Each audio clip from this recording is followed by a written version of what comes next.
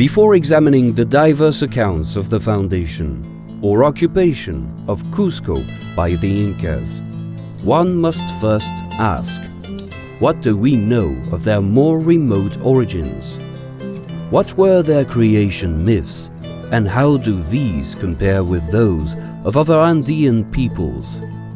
In more precise terms, did such myths come from the coast, as the Mare suggests, or rather, as Rowe believes, from the Aymara legends of the Lake Titicaca region?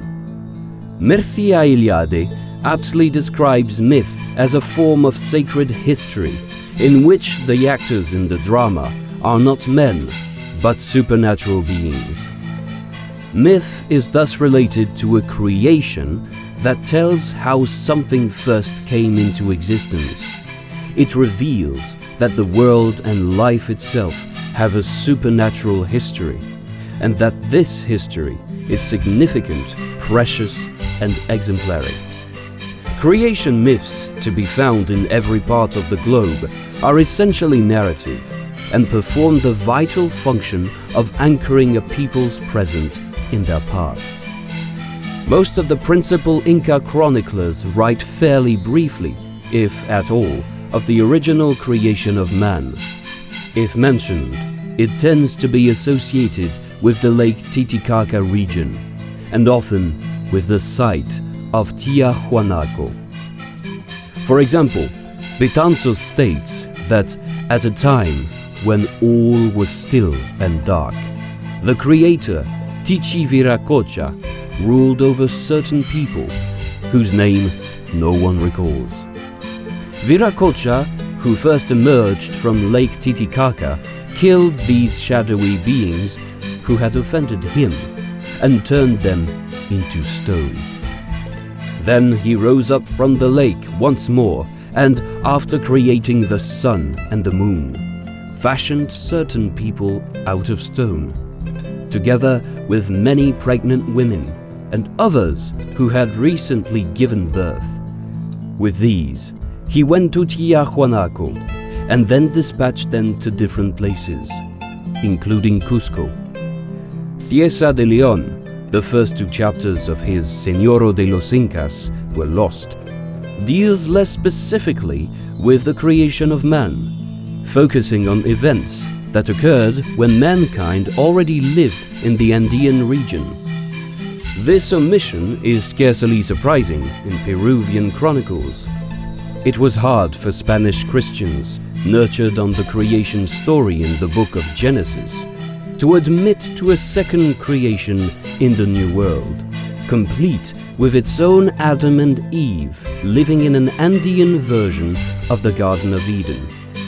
Reluctant to contemplate such heresies, few chroniclers speculated as to how people descended from a single creation in the Old World had reached Peru.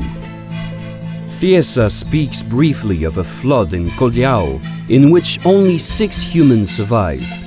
Somewhat confusingly, he also writes of a primordial god who equally arose from the island in Lake Titicaca, a being who was tall and white.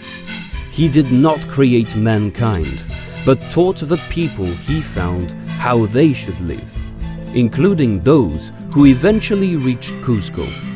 This creator was commonly called Tichiviracocha. Though he did not create the world, he first caused the sun to shine upon it. He was able to move mountains and produce huge fountains. Writing some 20 years later, Sarmiento de Gamboa recounts a similar legend of a world inhabited by giants, who were ultimately destroyed by a flood. As in the Betanzos account, the sun and the moon originally produced no light. In the second age of the world, Viracocha created the present Indian race in the region of Lake Titicaca. Garcilasco de la Vega recounts how he learned of Inca creation legends from sages who visited his mother's house in Cusco. These sages had survived from pre-conquest times. He refers to the Creator as our Father, the Son, who took pity on mankind's ignorance and sent 2 of his sons to earth. They emerged from the lake Titicaca and proceeded to the Cusco region.